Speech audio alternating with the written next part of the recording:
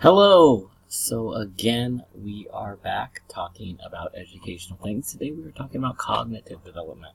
We're talking about Piaget's theory of cognitive development, which basically he had this idea that we learn or we grow over time through the experiences we have in life or how we do things in life, and not that it's just some fixed thing that everyone kind of develops at the same time. Everyone does this.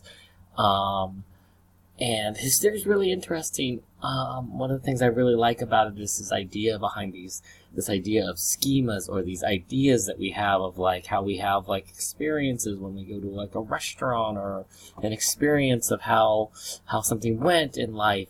And I deal with this in the classroom all the time when I'm dealing with like children who might have like this schema or this idea that maybe math is too hard for them, or they're not good in math, and then I have to change that schema, or as he called it, like getting them to accommodate and come up with this idea of growth mindset where they can do it. It just takes more time. It takes more work. They just haven't come up with the right theories, the right ideas, or the best ways to tackle a problem yet.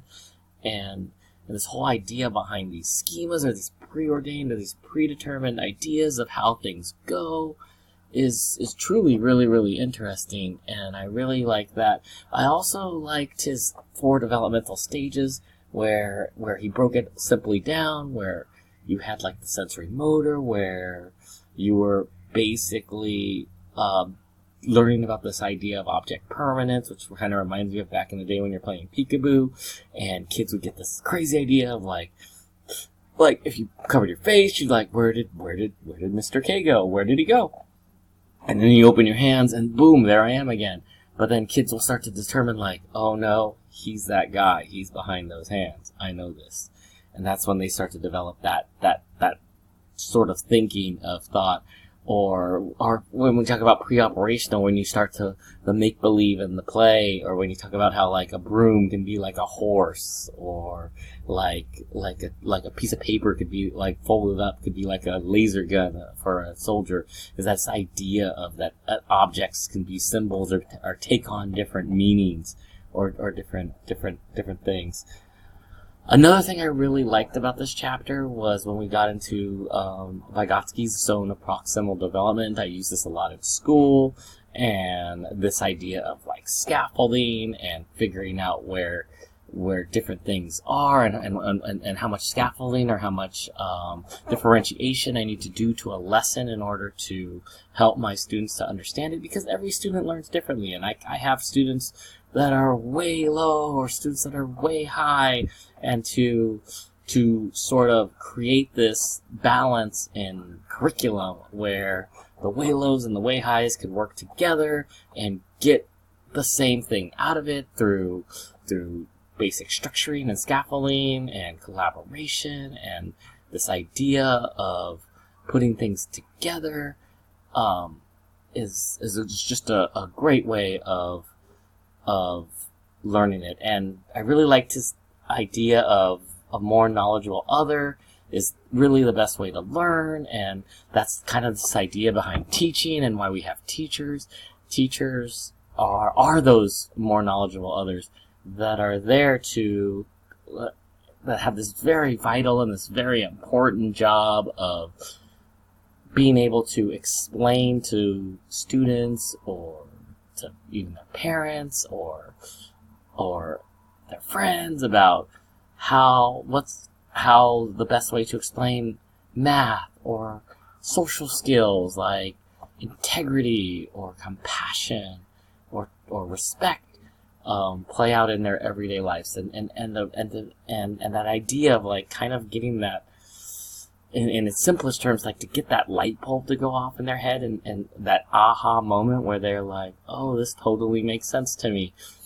And having that structural, knowledgeable other in their lives is just vital for learning. And it really shows the importance of teachers and schools and education, where I think the educational growth, or in this case the zone of proximal development, will be just way drastically more larger if they didn't have that guidance and that support that schools provide, and the great job that teachers do to really bridge these gaps in knowledge that to help students to understand.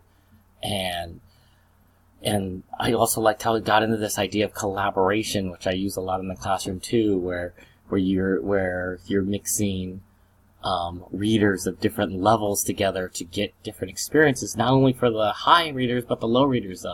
Like where I'm in with my first grade class right now, I'm collabing with like a fourth grade class and getting them to read together with my first grade class, asking them to comprehend and ask comprehension questions together, a retention of what they're reading to them, what are they picking up, what are they understanding, and this idea of support from someone else really helps to build this level of kind of trust, kind of knowledge, kind of understanding and teamwork, I guess, team building in a way that's a great thing to see in the school setting.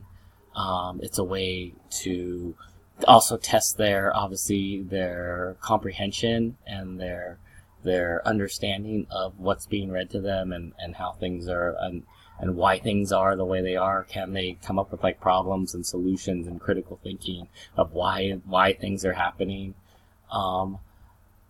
And it also builds this sense of community in the school, that we're all in this together and that we're working together, and for the older students to have this opportunity to help others and to get these experiences of and that joy of like helping someone else to understand something or to see something that they may not have normally. And that's truly awesome. So I guess overall I really did enjoy this whole experience and this whole chapter. As I was reading this, everything I read was like, oh, that's what I do in the classroom, or oh, that makes so much sense for what I'm doing in the classroom. Oh, this is so great. And yeah, so again, if you like my videos, please subscribe.